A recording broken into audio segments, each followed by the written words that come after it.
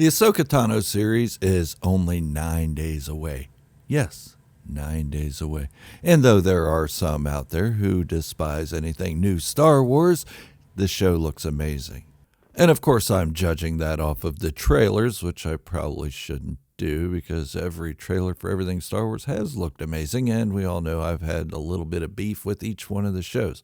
Not that it would ruin anything, but there are those out there who just want their backs rubbed and told it's going to be okay, boo, and point to where Star Wars has hurt you. Well, never mind all that. Let's get past that, shall we?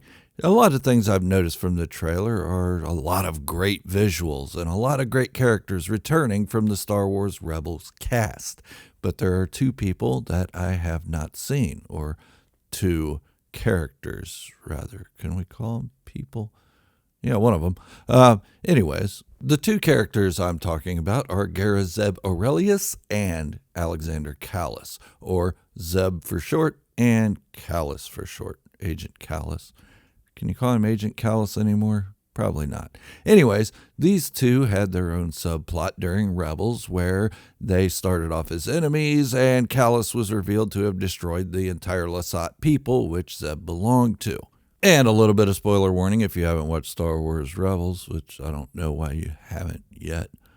It's been out for a while. But I'll give you the warning anyway. Anyways, Agent Kallus decides to turn against the Empire, join the rebellion, and become friends with Zeb. Kallus even becomes Fulcrum after Ahsoka Tano disappears for a little while. Well, they're both missing from the Ahsoka teaser trailers and official trailer. Why is that? And we'll get more into that once we hear a quick word from our sponsor, me. Hit the subscribe button, turn on notifications, and give the video a big stupid thumbs up. It really does help get my message across the Star Wars fandom. If you subscribe and like the video, it will give you a sense of happiness and euphoria, unlike anything you've experienced. It'll make your family love you more, and your water will turn to beer. Yeah, beer. And the type of beer you get is up to the will of the Force. If you get O'Doul suddenly shooting out of your shower, not my fault. If you don't subscribe and like, I'm sure your family will still like you just fine, and water will be good enough. But it's better to be safe and subscribe anyway. Yeah, I hope you had a good laugh at that one, but it seems the YouTube algorithm doesn't like people, especially small channels, who don't ask for subscriptions. So, subscribe if you want. But let's get back to it. Why are Zeb and Kallus missing from the Ahsoka teaser trailers and official trailer? Well, the only thing I can think of is they don't want us to know too much. But then Zeb showed up in The Mandalorian Season 3, so we already know how he would look if he is in the show. And I'm not saying they are in the show, but they probably should be if they're going to get the Ghost Crew back together. I mean, they're part of that.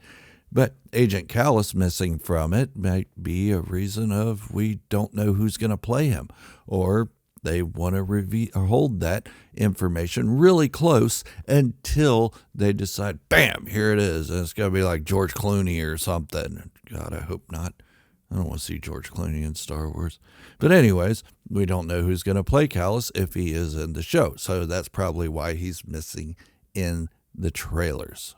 And honestly, I don't know how we can have a Star Wars Rebels sequel, if that's what it is. It's being called Season 5 of Rebels, but the title's Ahsoka, so it's a little confusing. But I don't see how they can have a continuation of that story without these two characters.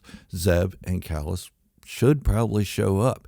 Kallus was one of my favorite characters from the Rebels series. He was more complex and had a great storyline. Also, Zeb, also a great character. Had a great storyline, great development, became a fan favorite. But whatever happens, whether Kallus or Zeb show up or not, let's just watch the show and see what happens. I'm not going to say they're not in it. I'm not going to say they are in it, but I hope they are. It makes a lot of sense to make them in there. And a lot of people have been asking me, what do I think of Barriss Offee? Will she be in the Ahsoka series? Well, at first I had hoped so, but after seeing all the teasers and the trailers and everything, I don't know that Barriss Offee would fit in it unless she's that Inquisitor Marrok that everybody's talking about. And to me, that doesn't really make sense either. Ahsoka will have to, at some point, reconcile her past of what happened to her through the hands of Barriss Offee. Yeah, see, I do listen to your comments, and I do read them all, so keep leaving the comments, and I'll keep talking about them. Oh my God, a YouTuber who pays attention to the comments. That's weird. Okay, so with the things I've said with Barasafi, Zeb, and Callus, why would they hide those characters from us in the teaser trailer when they've obviously shown that Anakin Skywalker will be in the show? Or at least maybe that's just a teaser, just trying to ramp us up for it. Maybe he won't be in the show at all, but they have his voice going on throughout in one of the teasers. Makes no sense to hide side characters like Zeb, Callus, and Barasafi when you're having a big character in the trailer, such as Anakin Skywalker.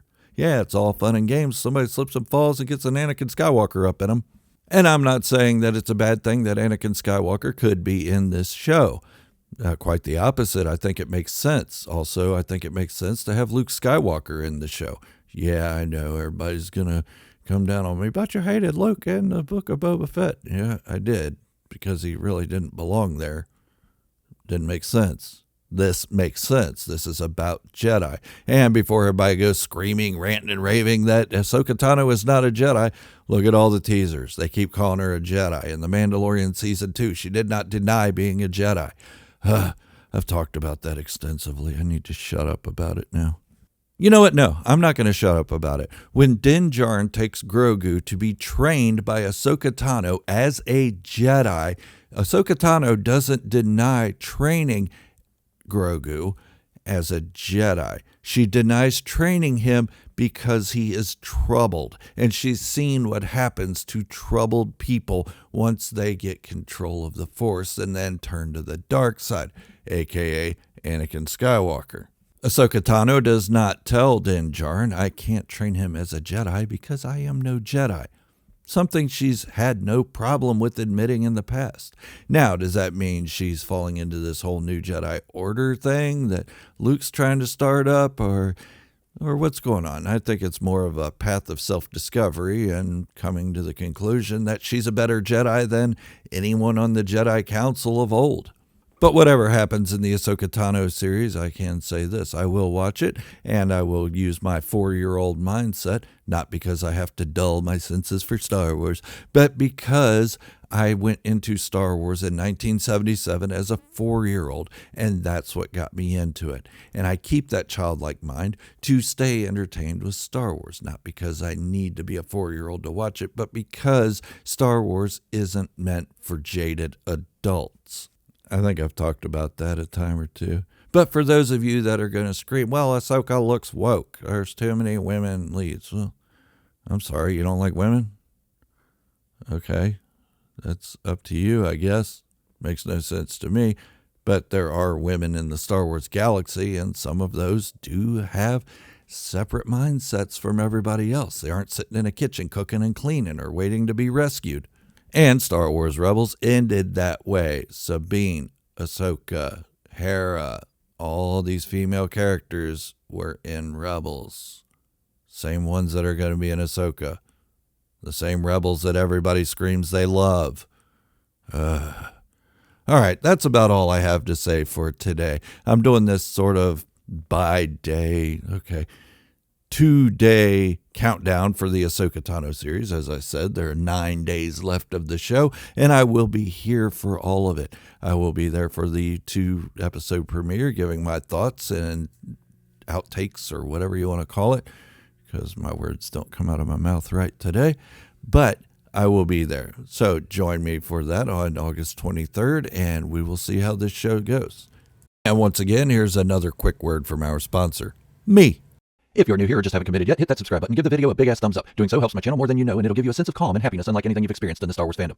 Warning, subscribing to this channel will not make your family love you more. Unless you experience that happiness mentioned, then your family will see a change in you and be more willing to let you collect Star Wars stuff. Subscribing will also not turn your water to beer, unless somehow this channel is the key ingredient to making your personal beer in your personal microbrewery. But maybe it will help due to the happiness factor. But just in case, subscribe anyway.